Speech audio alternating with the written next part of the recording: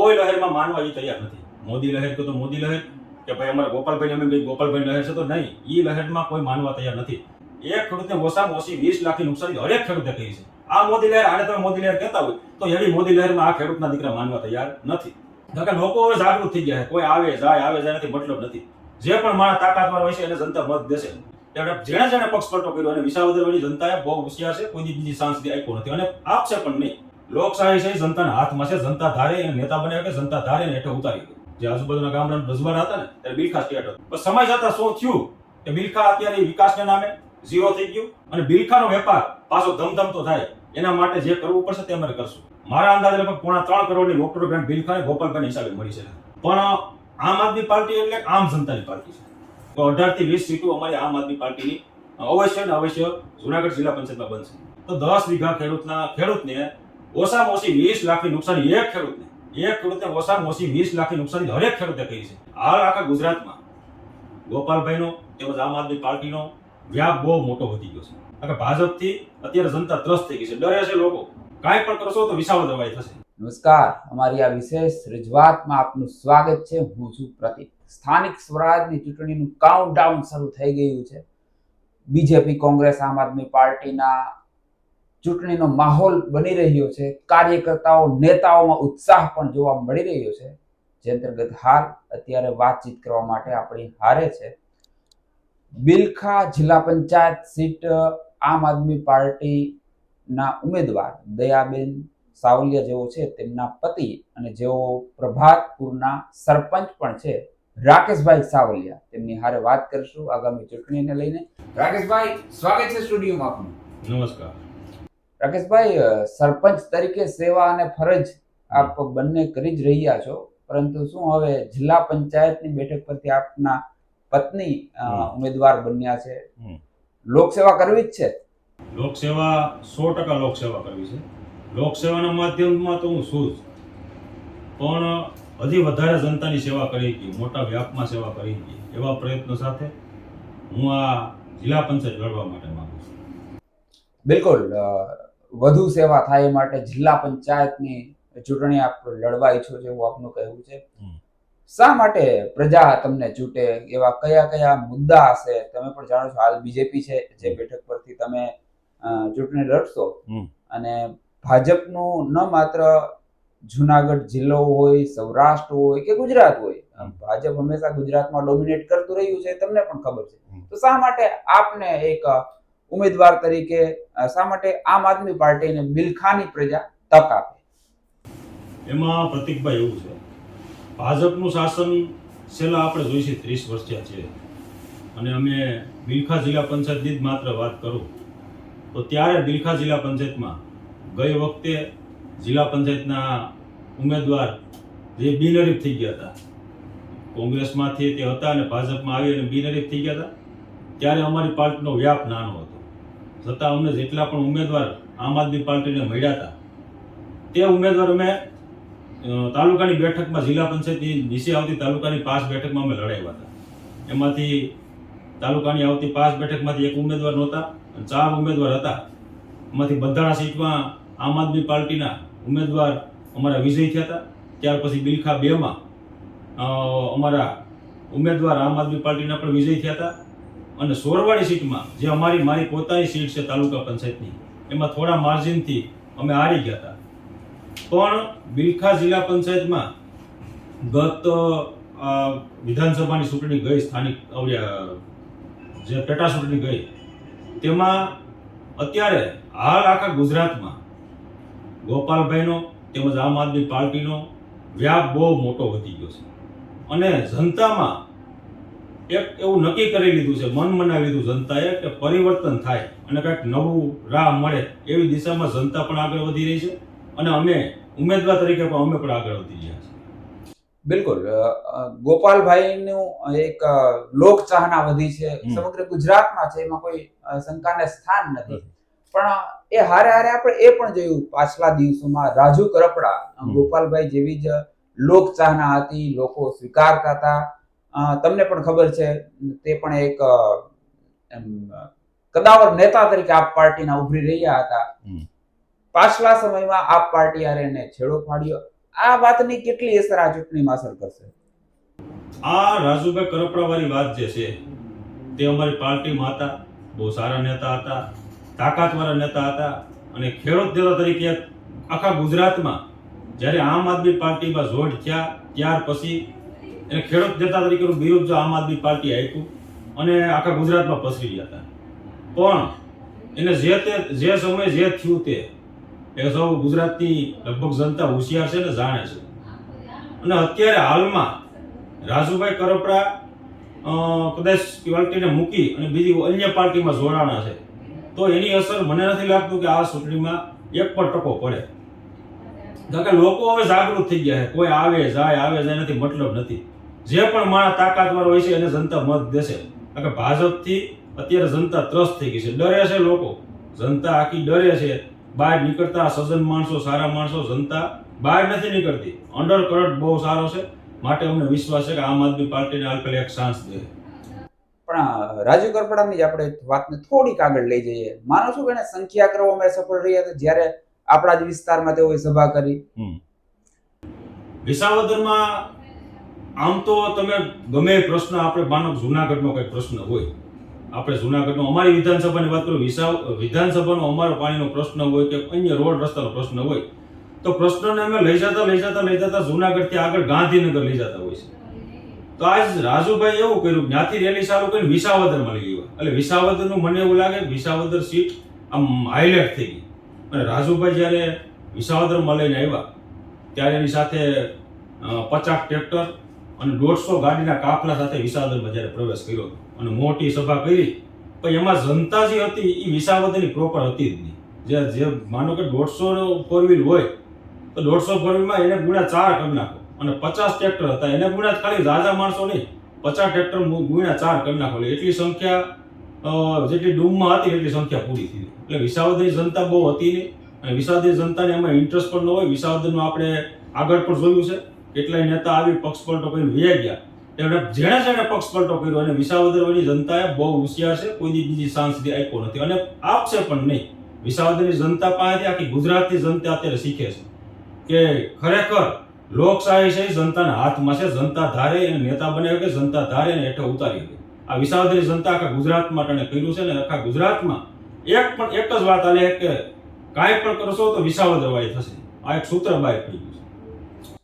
બિલખાની જો ફરી વાત કરીએ તો બિલખામાં એવા કેવા પ્રશ્ન જે છે જે તમે આગામી સમયમાં ઉઠાવશો અને ખરેખર બિલખાના એ પ્રશ્નોનું વહેલી તકે નિરાકરણ થવું જોઈએ?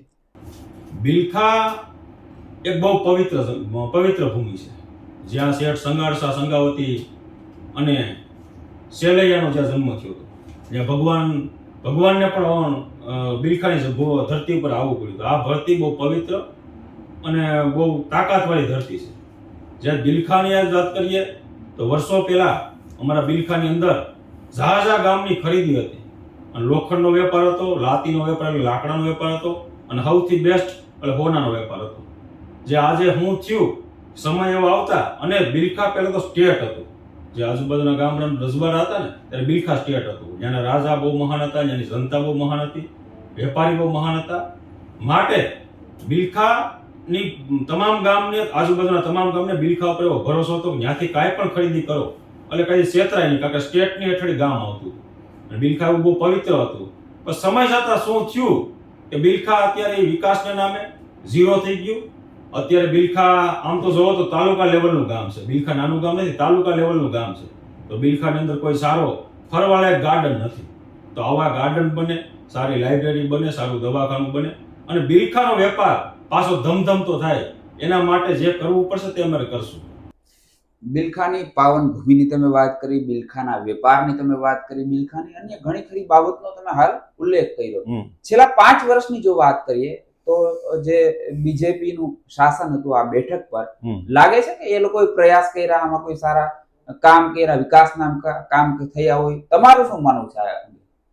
પ્રયત્નો કોઈ પણ માણસ હોય, જાહેર જીવનમાં કોઈ પણ માણસ આવ્યો હોય ત્યારે તમામે એને પોતાએ પ્રયત્ન કર્યા જ હોય, બનતા પ્રયત્નો કર્યા હોય. માનો કે બિલખામાં મોટો પ્રશ્ન હતો વોટર ગ્રાન્ટનો. આજે તમને વાત કરું તો જે શેષ ઉઘરાવતા, જગાત ઉઘરાવતા ત્યાર પછી જે તે જગાતનાકાની શેષ હોય તે જે તે ગામને ઓક્ટ્રો ગ્રાન્ટ તરીકે આપવાની હોય.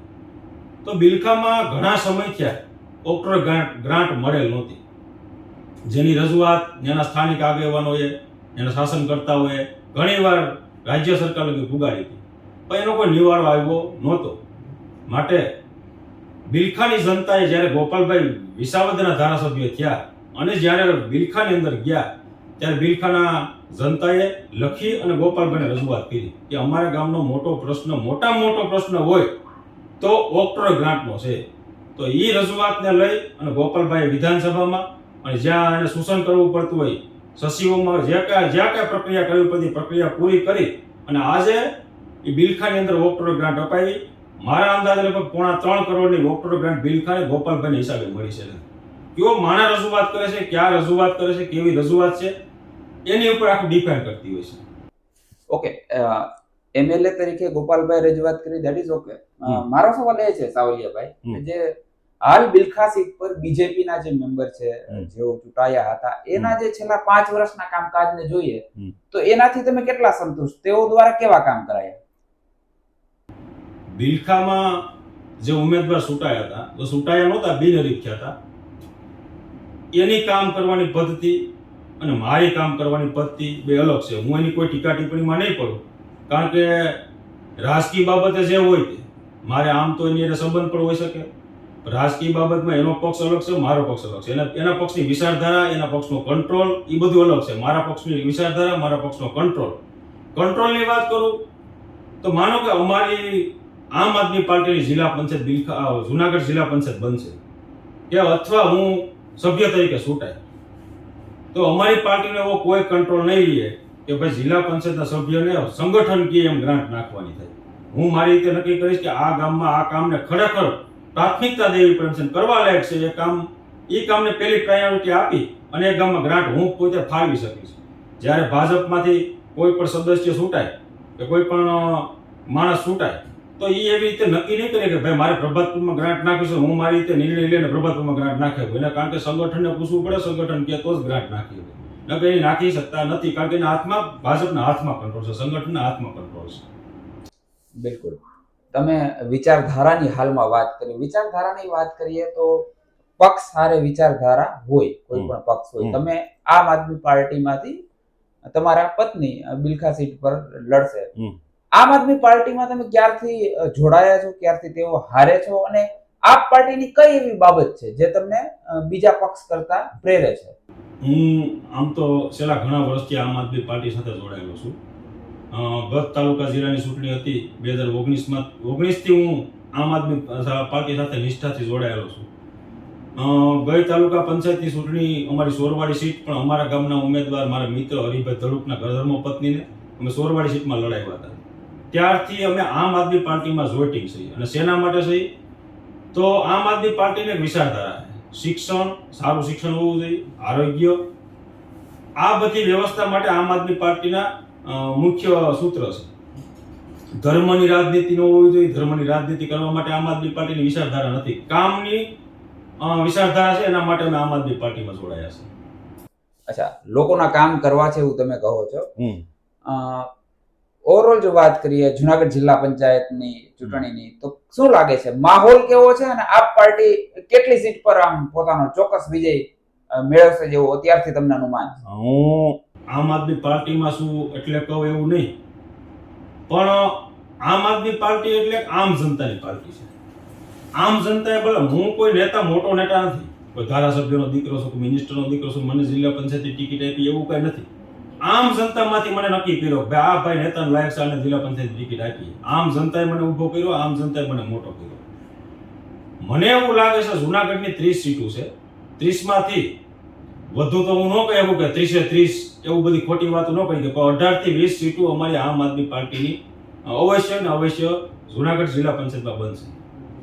તમારા કોન્ફિડન્સને તો દાદ દેવી જ પડશે કે ભાઈ તમે ડબલ ફિગરમાં તો જશો જેવો તમને આત્મવિશ્વાસ છે. અચ્છા, છેલ્લો સવાલ સાવલિયાભાઈ, મોદી લહેર આ એક એવો શબ્દ છે જે 2014 થી આપણે બધા સાંભળતા આવીએ જ છીએ.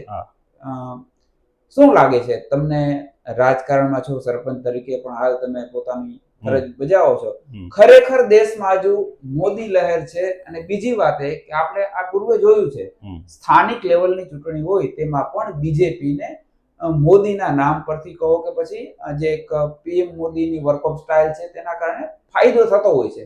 હમ. મોદી લહેર હજુ છે અને જો હા તો આ ચૂંટણીમાં તે અસર કરશે. તમારું શું માનવું છે?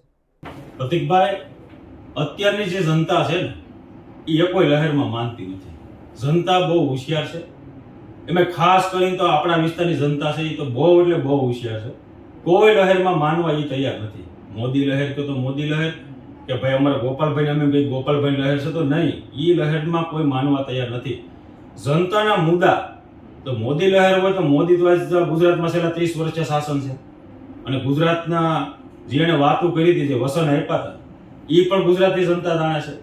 એના જૂના વિડીયો લઈ લો તમે અને જોવે જનતા કે ભાઈ આ ખરેખર જેને મોદી સરકાર આવ્યા પછી શું કામ કર્યું. શરદ પવાર જ્યારે કૃષિ મંત્રી હતા ત્યારના પેપરના ભાવ આજ તમે ખેડૂત જોવે અને આજની તારીખના ખેડૂતના પેપરના ભાવ જોવે. એટલે મારા અંદાજે, મારા હિસાબે ખેડૂતના દીકરા તરીકે ત્યારના ભાવને આજના ભાવના ડિફરન્સ કરીએ તો 10 વીઘા ખેડૂતને ઓછામાં ઓછી 20 લાખની નુકસાની એક ખેડૂતને ઓછામાં ઓછી 20 લાખની નુકસાની હરેક ખેડૂતે કરી છે. આ મોદી લહેર, આને તમે મોદી લહેર કહેતા હોય તો એવી મોદી લહેરમાં આ ખેડૂતના દીકરા માનવા તૈયાર નથી. થેન્ક યુ સો મચ સાવલિયાભાઈ, તમે આપનો કિંમતી સમય આપ્યો અને અમારી યારે ચર્ચા કરી. તો હાલ અત્યારે અમારી આ વિશેષ રજૂઆતમાં આટલું જ. ફરી મળીશું એક નવા મહેમાન સાથે. ત્યાં સુધી રજા આપશો. નમસ્કાર. નમસ્કાર.